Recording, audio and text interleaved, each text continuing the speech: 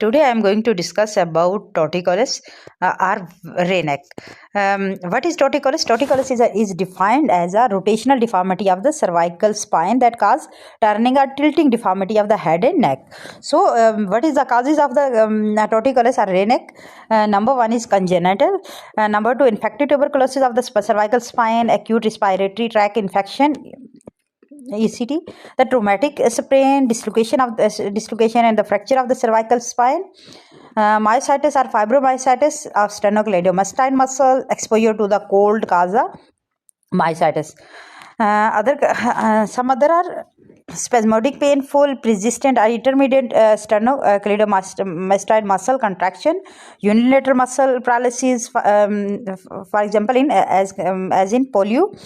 Neuritis of the spinal accessory nerve, because this nerve is supply the sternocleidomastoid muscle and trapezius, and ocular disturbance may occur in child, which turn the head to one side of the to compensate for the defective vision. So, among the acquired cause of the torticollis, spasmodic muscle contraction of the sternocleidomastoid is the most common cause.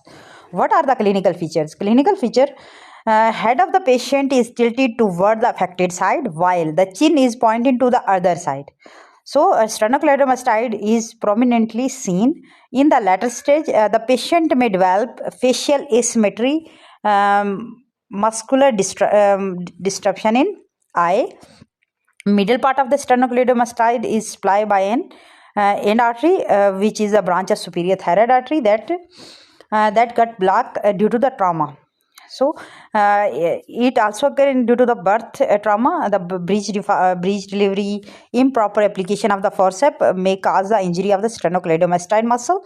The above two reasons can result from the sternocleidomastoid muscle ischemia, necrosis, and fibrosis later on. So, what are the types? If we discuss on the type, there are two types basically. One, adult onset idiopathic torticollis, and second one is congenital. What are the torticollis categories? It is divided into three main category. Postural, number one, postural, which account 20%. Infant has a postural preference but no muscular tightness or restriction to the passive range of motion. So, number two is a muscular, which are 30%. Dryness of the sternocleidomastoid muscle and the limitation of the passive range of motion. Next one is the sternocleidomastoid mass. It is a 50%. Thickening of the sternocleidomastoid muscle and the restrictive painful range of motion. So, what is the differential diagnosis of the torticollis? Differential diagnosis of the congenital torticollis. If we congenital torticollis is differentiated from the acquired torticollis, occipito-atlantopian, calipial syndrome, sternocleidomastoid tumor, palpable mass on the sternocleidomastoid muscle. This must be confirmed with the ultrasonography.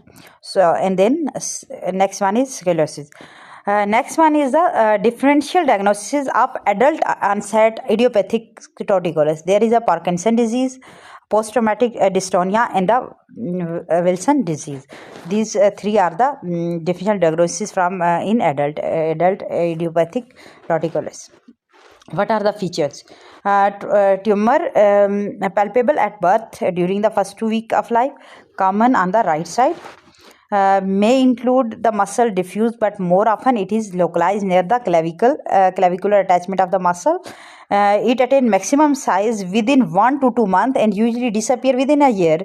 If it is failed to disappear, then the muscle become prominently fibrotic and the contracted and cause torticollis. What is the investigation? There is a planned radio X-ray of neck help to rule out the intrinsic cause that can contribute to the neck pain. So, we can rule out this from observation, from palpation, and the specific test for the torticollis. So, we can rule out this through a special test. What is the management? Management conservatively, the initial conservative line of treatment is observed. This consists of the non-steroidal anti-inflammatory drugs, NSAIDs, muscle relaxant, therapy measure like ultrasound, heat, massage is advocated. In acute pain, patient is encouraged to wear a collar. So gradual neck strengthening exercises are advised once acute symptoms subside. What is the treatment principle? That during infancy, the conservative treatment consists of stretching of the sternocleidomastoid muscle by manipulation and physiotherapy. Excision is unjustified in infancy. Surgery is delayed till fibroma is well developed.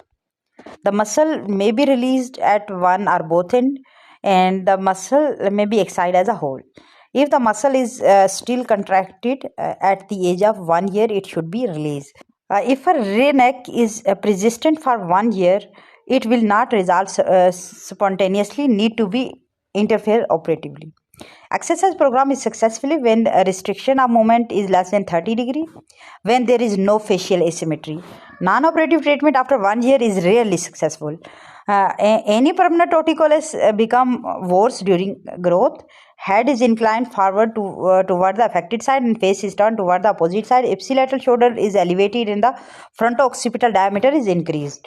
So, what is the physiotherapy treatment? Physiotherapy treatment for the mild deformity proceed on the following line. Measure aim at a passive correction.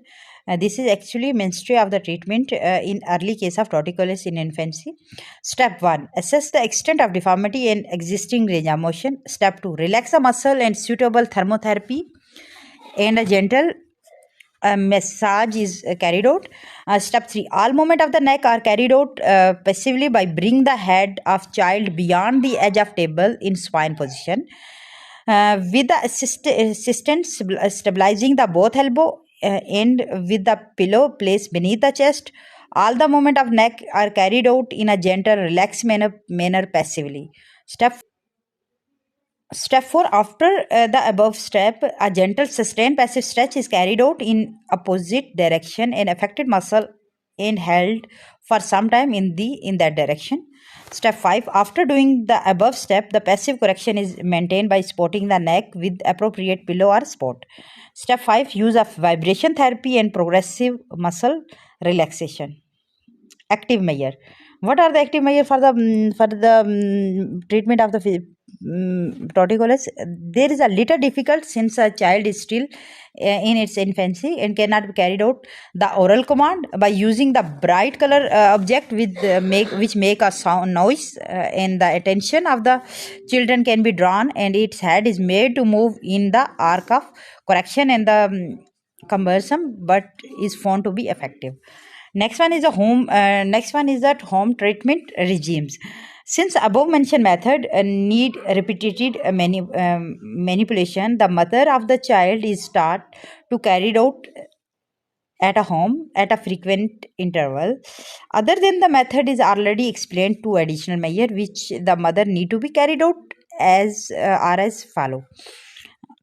Number 1, the prone position with head of the child is turned toward the affected side and the child encouraged to look back over the shoulder in the opposite direction. Number 2, during sleep, the head of the child is positioned by the pillow supported in the opposite side of the deformity.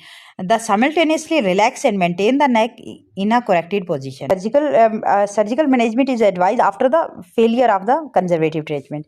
It consists of release of sternocleidomastoid muscle from the clavicular attachment as if it is a congenital cause of torticollis or interdural section of the both spinal accessory nerve and the 3 cervical root that cause in case of torticollis due to spasmodic or neural cause. What is the commonly employed the surgical method is a subcutaneous anatomy of the cervical attachment of the sternocleidomastoid muscle for older children and or after failed operation. Bipolar release of the muscle from the both side freckles, modified bipolar release or Z-plasty for the muscle is tried. What are the physiotherapy measurement after the surgery? Number one, measure to control a pain. This is done by the thermotherapy, hydrotherapy. Exercise for active range of motion to the sternocleidomastoid muscle are encouraged. Supportive devices like cervical collars should be used till the adequate correction is achieved. Additional measure like the self-correction adaptation or change, proper posture at work are used.